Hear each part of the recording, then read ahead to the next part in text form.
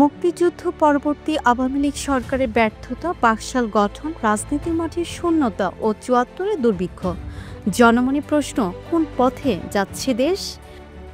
খাদ্য উৎপাদন দ্বিগুণ করতে হবে। রাষ্ট্রপতির দায়িত্বে থাকা জিয়াউর রহমান তার শাসনকে বেসামরিক করার উদ্দেশ্যে গ্রহণ করেন ১৯ দফা কর্মসূচি।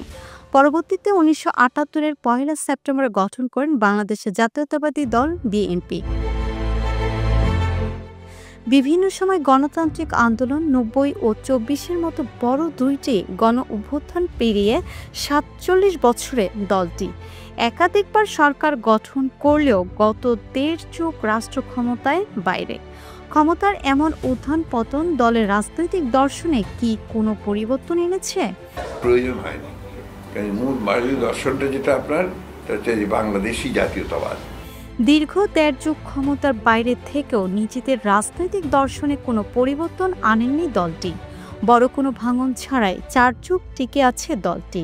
রাজনৈতিক বিশ্লেষকরা যার বড় কৃতিত্ব দিচ্ছেন খালেদা জিয়ার আপোষহীন নেতৃত্বকে।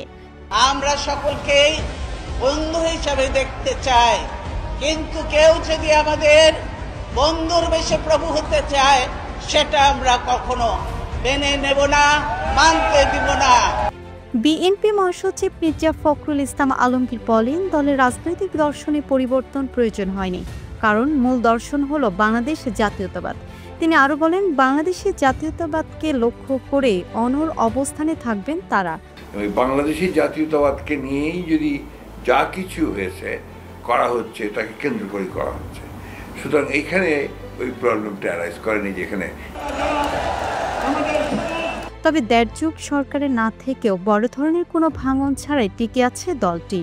বর্ষিয়ান সাংবাদিক শফিক রেহমান এই সাংগঠনিক শক্তির কৃতিত্ব দিচ্ছেন বেগম খালেদা জিয়ার আপোষহীন নেতৃত্বকে। সাংবাদিক ও রাজনৈতিক বিশ্লেষক শফিক রেহমান বলেন, পার্টিকে ক্ষমতায় রাখলে ঐক্যবদ্ধ সহজ হয়, কিন্তু বিরোধী দল হিসেবে ঐক্যবদ্ধ রাখাটা কৃতিত্বের বিষয় এবং কষ্টসাধ্য ব্যাপার। বিএনপির সাফল্য সেখানে।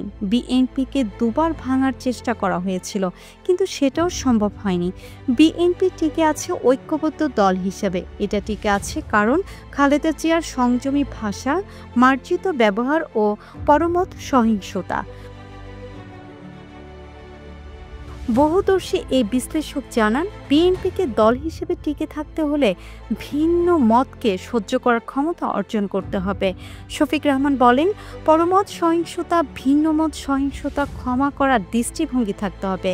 আপনি যদি প্রতিহিংসা পরায়ণ হন, ভিন্ন মত সহ্য না করতে পারেন, একদলীয় শাসন করেন, তাহলে কথায় শুধু বললে হবে না।